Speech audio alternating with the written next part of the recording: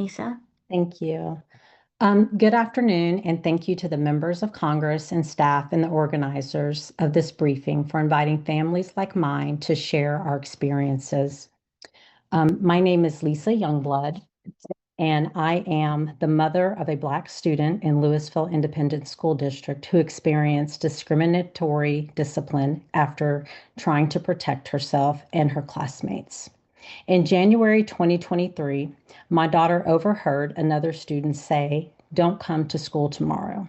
Like many children in the country, she had grown up in the shadow of school shootings, from Newton to Parkland to Uvalde. After hearing the student's comment, she became afraid that what she heard might be a warning sign of violence. She texted friends about the concerns and then came to me scared about what could happen at school the next day.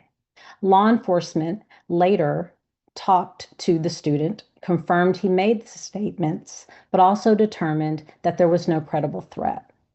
But instead of supporting my daughter for raising concerns about safety, school administration punished her. My daughter was initially given a suspension and faced placement in alternative school for a staggering 73 days, the remainder of her 8th grade year. She was accused of making a false report, despite the fact that she was acting out of fear and legitimate concern. During a time when students across the country are consistently told, if you see something, say something. Although, as I fought through the discipline through the district grievance process, I began to look more closely at the data. And I learned that Black students made up a disproportionately percentage of the students that were given alternative school placement, the school to prison pipeline. I came to believe that my daughter was treated more harshly because she is Black. After public reporting and community advocacy, the district hired an outside investigator who ultimately found it was more likely than not that my daughter received an inappropriate and inconsistent discipline.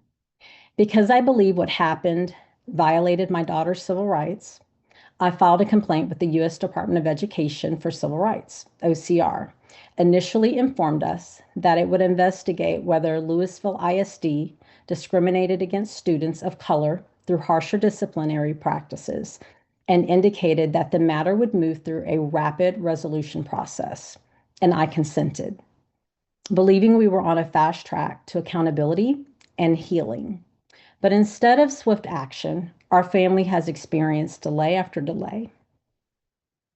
Although we were in regular communication with our assigned OCR investigator, our complaint has effectively stalled since January 2025. What message does this send to families where children have been, where they've experienced discrimination?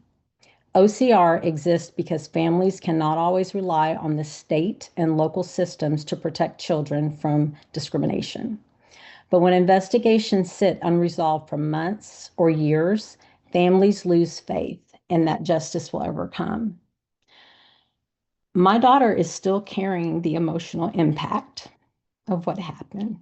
She actually was diagnosed with PTSD.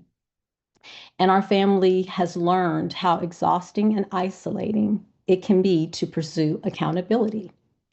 I'm here today because no child should be punished more harshly because of their race, and no family should be ignored when they seek help.